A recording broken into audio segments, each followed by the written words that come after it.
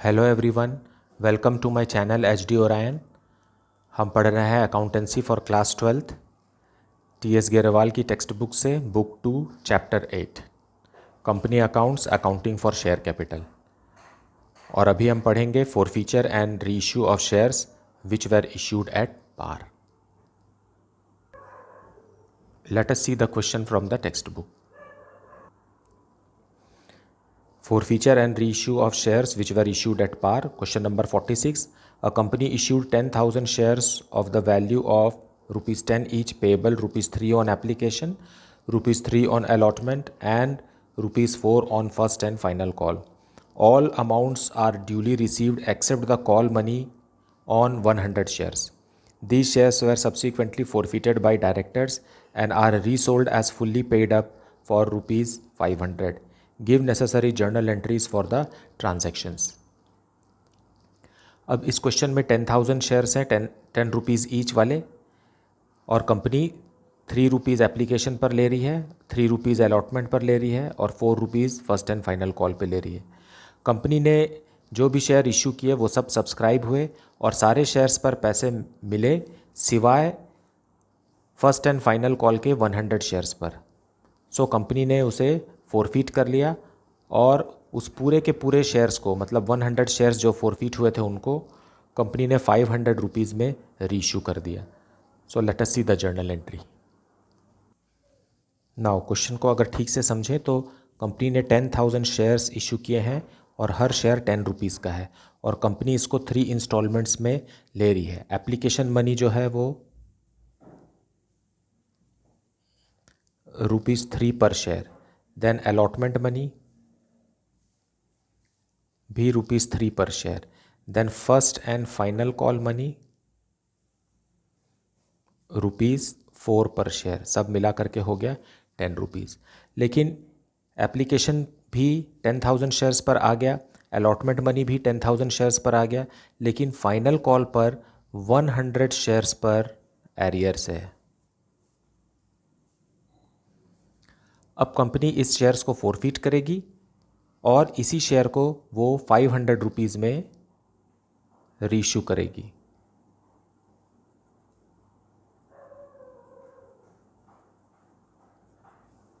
So let us see the solution. So solution 46 in the books of a company journal entries. सबसे पहले application money receive होता है। Company जो भी offer करती है शेयर्स को पब्लिक को शेयर खरीदने के लिए, तो सबसे पहले कंपनी को एप्लीकेशन मनी ही रिसीव होता है, क्योंकि कौन इन्वेस्टर है ये कंपनी को नहीं पता रहता है। सो इन्वेस्टर्स ही कंपनी को बताते हैं कि हम इन्वेस्ट कर रहे हैं। सो सबसे पहले कंपनी के बैंक अकाउंट में पैसा आएगा to share application account.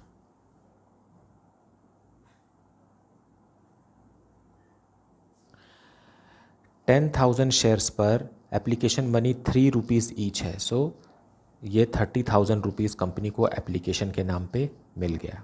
Being application money on 10,000 shares at the rate of ₹3 received.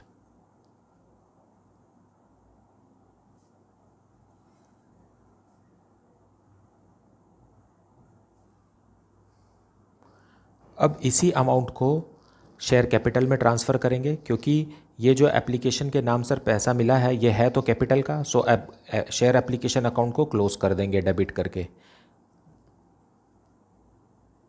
Share application account debited और पूरा पैसा शेयर कैपिटल में चला जाएगा। क्योंकि कैपिटल एक लायबिलिटी है इसलिए ये क्रेडिट बैलेंस दिखाएगा। ये क्रेडिट बैलेंस है। शेयर एप्लीकेशन तो 30,000 से क्रेडिट हुआ, फिर 30,000 से डेबिट होकर क्लोज हो गया। खुला क्या रह गया? बैंक अकाउंट है और शेयर कैपिटल है। बैंक क्योंकि डेबिट बैलेंस है बैलेंस शीट के एसेट में जाएगा, और शेयर कैपिटल क्योंकि क्रेडिट बैलेंस है ये लाइबिलिटीज़ में जाएगा। Being application money transferred.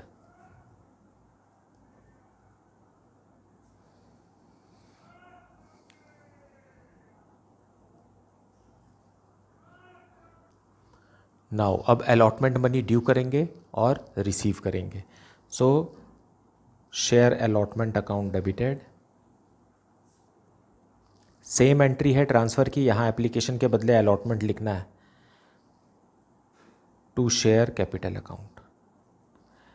10,000 shares company ने जारी किए हैं और उस पर 3 रुपीज़ के हिसाब से अलॉटमेंट मनी भी 30,000 कंपनी ने ड्यू किया। ड्यू किया का मतलब है कि कंपनी ने अपने इन्वेस्टर्स को बता दिया कि आपको अब अलॉटमेंट का पैसा देना है। Being allotment money due.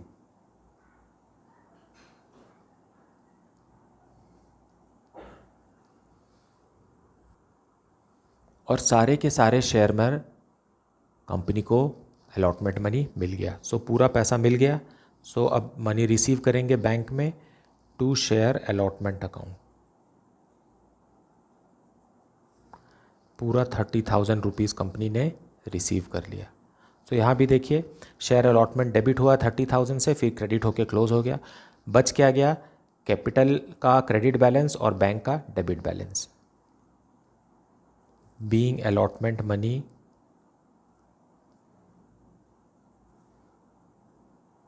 Received.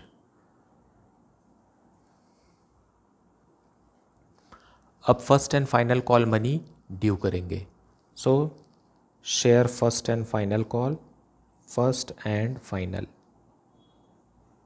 Call account debited to share capital account. अब इसे फर्स्ट एंड फाइनल इसलिए कह रहे हैं क्योंकि इसके बाद कोई भी कॉल नहीं बचा है। पूरा का पूरा 10 रुपीज़ कंपनी ने यहाँ तक मांग लिया। एप्लीकेशन पे 3 रुपीज़, अलॉटमेंट में 3 रुपीज़, अब फाइनल कॉल पे 4 रुपीज़, 40,000 रुपीज़ कंपनी ने ड्यू कर दिया। Being final call due.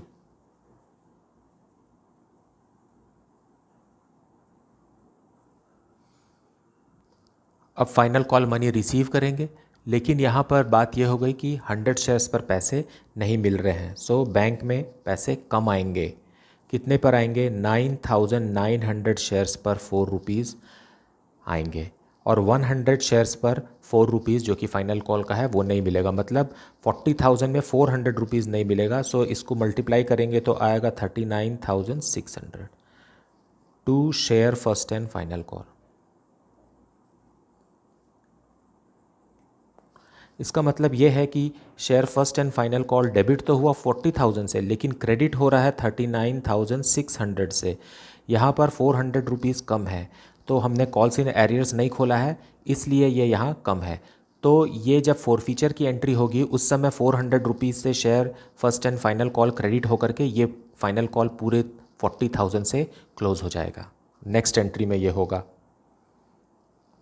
Being final call money received except on 100 shares. अब डायरेक्टर्स ने डिसाइड कर लिया है कि ये 100 शेयर्स जिस पर पैसे नहीं मिले हैं इसे कंपनी फोरफीट करेगी और फिर बाद में फोरफीचर के बाद में उसे रीइश्यू भी करेगी। सो लेट अस सी नाउ शेयर फोरफीट करेंगे। शेयर फोरफीट करना का मतलब है कि शेयर कैंसिल करना। अगर शेयर को कैंसिल करना है तो शेयर कैपिटल अकाउंट जो कि क्रेडिट हो रहा था उसे डेबिट करके रिड्यूस करना है। सो शेयर कैपिटल अकाउंट डेबिट हो जाएगा और ये रिड्यूस हो गया शेयर कैपिटल अकाउंट। 100 शेयर्स को हम फोरफीट कर रहे हैं और कंपनी ने इस 100 शेयर्स जो कि 10 रुपीज़ ईच के हैं पूरा का पूरा 10 रुपीज़ मांग लिया है, इसलिए 10 से मल्टीप्लाई करेंगे। सो 1,000 रुपीज़ से शेयर कैपिटल जो है वो कम हो गया। और टू वो अकाउंट लिखेंगे जिस पर पैसा नहीं मिला। सो share first and final call, share first and final call, final call का पैसा नहीं मिला। 100 शेयर्स पर 4 रुपीज़ के हिसाब से 400 रुपीज़ नहीं मिला। मतलब share first and final call अब यहाँ पर 400 रुपीज़ से क्रेडिट हो करके वो टोटली क्लोज हो गया। ड्यू के समय में 40,000 रुपीज़ से डेबिट हुआ था, फिर जब मनी रिसीव किए थे उस समय 39,600 रुपीज़ से क्रेडिट हुआ था। अब ये 400 से और क्रेडिट होकर टोटली क्लोज हो गया। अब इन दोनों को बैलेंस करना है हमको। सो टू शेयर फोरफीचर अकाउंट आएगा यहाँ। 100 शेयर्स पर कंपनी ने 6 रुपीज़ जब्त कर लिए, क्योंकि उसने अलॉटमेंट एप्लीकेशन का 3 रुपीज़ और अलॉटमेंट का 3 रुपीज़ दे चुका है, तो ये पैसा अब कंपनी वापस नहीं करेगी, तो इसे शेयर फोरफीचर में मेंटेन किया जाता है, जो कि 600 रुपीज़ है।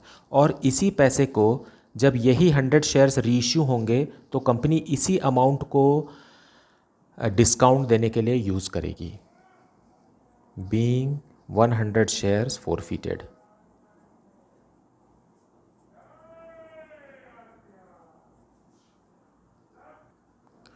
अब रीइश्यू करेंगे। कंपनी ने इसी 100 शेयर्स को 500 रुपीज़ में बेच दिया। मतलब ये 100 शेयर्स की कीमत कितनी है? 1000 रुपीज़ के शेयर को 500 रुपीज़ में कंपनी ने बेच दिया। तो रीइश्यू किया, सो बैंक अकाउंट डेबिटेड 500। और मतलब 1000 के सामान को अगर कंपनी 500 रुपीज़ में रीइश्यू कर रही है, मतलब 500 रुपीज़ डिस्काउंट दे रही है, तो उस डिस्काउंट को हम शेयर फोरफीचर के अमाउंट से कैंसिल करेंगे। सो उसको लिखेंगे, इसी को लिखेंगे शेयर फोरफीचर अकाउंट से 500 रुपीज़ जो कि डिस्काउंट का है। तो यहाँ डिस्काउंट अकाउंट खोलने के बदले हम सीधा शेयर फोरफीचर अकाउंट खोलेंगे। इसमें 600 रुपीज़ फोरफीट हुए हैं, मतलब जब्त हुए हैं। इसी 600 को कंपनी रीइश्यू के समय में डिस्काउंट देने के लिए यूज़ कर रही है। So to share capital account 1000 being shares reissued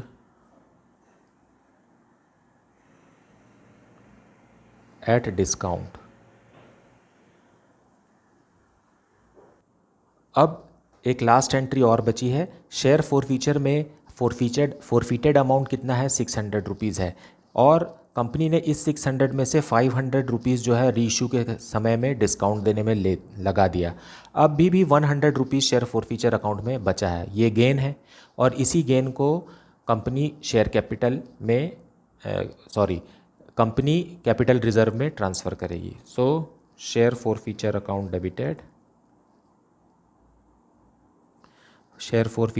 debited to capital reserve. देखिए यहाँ फिर से शेयर फोरफीचर में कितना रुपीज़ है? 600 रुपीज़ है, मतलब कंपनी ने 600 रुपीज़ जब्त किए और 500 रुपीज़ से डिस्काउंट को कैंसिल किया, डिस्काउंट दे दिया 500 रुपीज़ का। अब कितना बचा हमारे पास? 100 रुपीज़ बचा, और इसी को कैपिटल रिजर्व में ट्रांसफ़र करेंगे। 600 था क्रेडिट में, फिर डेबिट हुआ है 500, तो अभी भी डेबिट हुआ 500, मतलब अब शेयर फोरफीचर अकाउंट जो है वो क्लोज हो गया। Being transferred to capital reserve.